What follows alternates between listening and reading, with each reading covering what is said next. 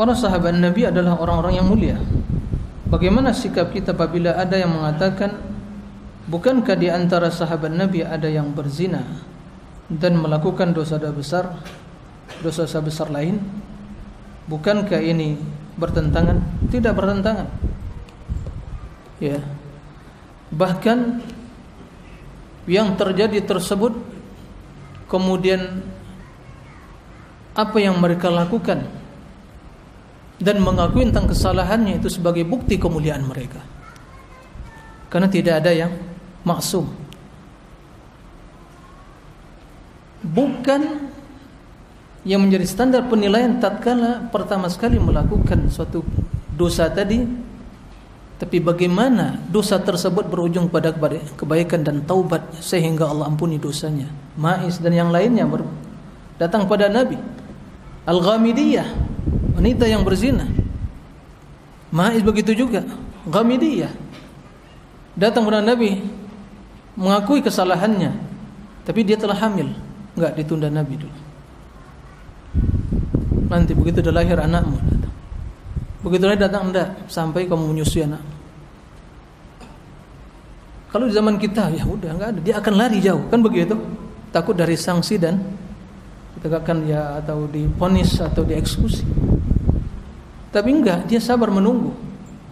Dan kondisi yang seperti itu yang selalu menghantui dirinya, yang membakar jiwanya, dia tidak tenang.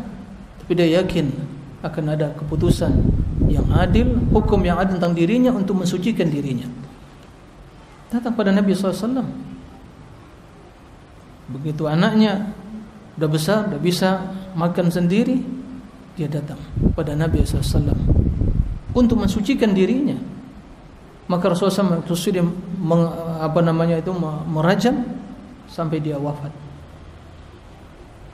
Nah, kemudian ada seorang sahabat mungkin ya sepertinya melihat ya percikan darah pertama yang keluar dari kepalanya atau begitu dia wafat, ya seolah itu menganggap suatu hal yang hina bagi dirinya. Maka Nabi SAW mengatakan, seandainya ya taubat ya Ghamidiyah ini diberikan kepada seluruh penduduk Madinah, maka akan wasiatha. Cukup taubat satu orang ini untuk menghapus dosa dari penduduk Madinah. Allahu Akbar. Berbeda kondisinya. Maka kata sebagian para ulama, betapa banyak orang-orang yang soleh. Dan terkadang betapa banyak kondisi seorang hamba boleh jadi tatkala dia terjerumus dalam suatu maksiat itu berujung kepada surga, dia bertobat. Tapi boleh jadi seorang yang mungkin kena ketaatan dan kesolehannya berujung pada masuk neraka. Kenapa? Kenapa? Tatkala dia berbuat soleh, amal soleh, ketaatan, dia bangga, sombong, angkuh, ujub dia dengan amalan dia, maka Allah masukkan ke neraka. Bukan tempat tunduk kepada Allah, sombong dia. Tapi betapa banyak mungkin juga orang-orang, atau boleh jadi seorang yang berbuat dosa masih tapi membuat dia semakin dekat kepada Allah, mengetuk terus pintu taubat, memohon siang malam, bermunajat, menangis, menyesali, taubatan nasuh, maka diampuni oleh Allah Azza wa Jalla, kemudian Allah masukkan di dalam surga. Nah, maka tidak bertentang, bahkan itu kemuliaan bagi mereka. Dan kalaupun kita lihat persentasenya berapa, ya kan? 1, 2 kasus, 3 kasus, sekian banyak ribuan para sahabat Nabi SAW. Itu sebagai bentuk kemuliaan mereka, ketundukan mereka, bahwa mereka tidak mau dihinakan dengan dosa yang seperti itu, ingin mensucikan dirinya. Dia datang, enggak dicari, enggak dikejar-kejar, datang mengakui kesalahan, bentuk ketulusan taubat tadi, dan dengan demikian Allah selamatkan dia.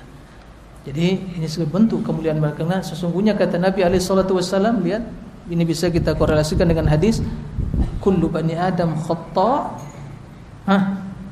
wa khairul khata'ina at-tawwabun. Wa khairul khata'ina at-tawwabun. Semua manusia ini melakukan kesalahan, banyak melakukan kesalahan. Dan sebaik-baik orang yang melakukan kesalahan orang yang bertaubat. Nah, itu yang harus dipahami. Nah, wallahu a'lam.